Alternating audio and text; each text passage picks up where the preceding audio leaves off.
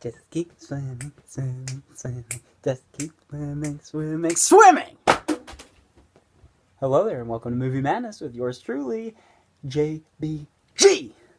Today I'll be talking about Pixar's sequel to Finding Nemo, Finding Dory. It's directed by Andrew Stanton and Angus MacLean, and written by Andrew Stanton and Victoria Strauss. Now, Andrew Stanton has been around the Pixar game for a while. He's directed, produced, and written a bunch of different of them.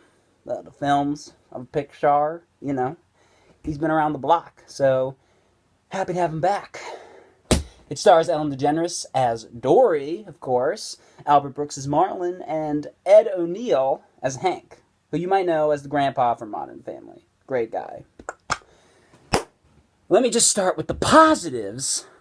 Okay? The short for this, Piper, about this little sandpipery bird baby, is adorable. It's adorable, and the visuals are fabulous, striking, sizzling. It looks incredible. It doesn't look animated at all. Genius.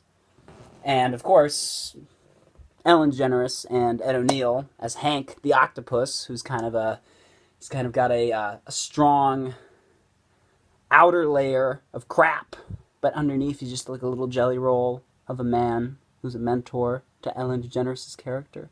He's a sweet guy. They're both great. They deliver great voiceover performances. Didn't have anything wrong. Anything wrong with them? Any issues? Not for me. They were great.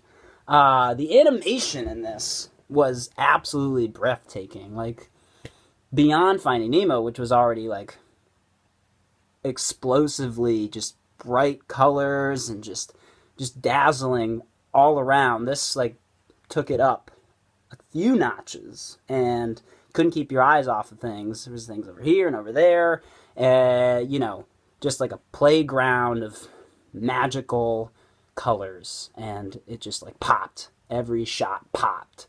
My favorite part of the movie was probably cute little baby Dory with those big eyes. Whoa! Whoa! Yeah, that might be the cutest thing I've ever seen. If not ever, probably in the past 5 years, but probably ever. Gonna leave my stamp on that and say ever. Baby Dory, cutest thing ever. I love the stuff that it covers in this film. We experience Dory in a different light of finding herself, finding her parents, discovering where she came from, her past.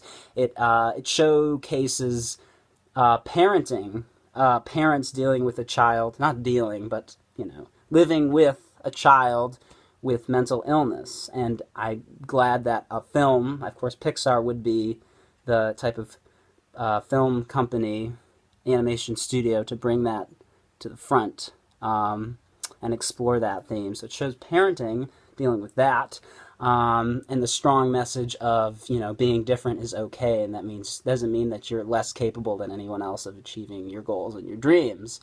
My biggest issue with this, and I'm going to get into the negatives now because I was not a big fan of this movie.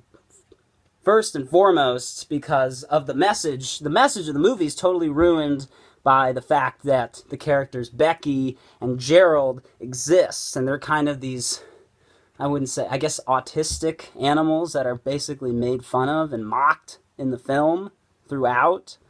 Of course, they're just small supporting characters, but those moments like stuck with me, and it kind of just irked me the wrong way. It kind of defeated the whole point of the movie with those characters, and they were just poking fun at them and their disabilities the whole time, and that just ruined it for me. Not to mention that the writing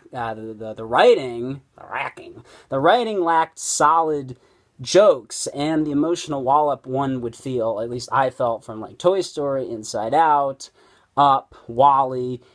Of course, it is a sequel, so I can't really judge it on those, but with those, but it just didn't achieve that sort of status. I almost cried at one point, but it didn't quite get me there. It was trying really hard. The score was especially annoying because it was trying to manipulate your emotions more and more to really make you cry, but there really wasn't enough there to get that out of you, I felt. And it just wasn't nearly as grand of an adventure as Finding Nemo was. It kind of was like confined to one major location mostly throughout the whole movie, with forgettable supporting characters except for Hank the Octopus. And that kind of made it lose a lot of steam and a lot of, I guess, potential that it could have, it could have been great, but it just wasn't. It kind of fell a little bit flaccid. It was a little bit flaccid. I was expecting a little bit more with it, but it just wasn't there for me, I'm going to have to give this 32 out of 78 fishy flops. Fishy flops. Anyway, thanks for joining moi, JBG. This has been Movie Madness. Join me next time. It's going to be great. Talking about a weird movie.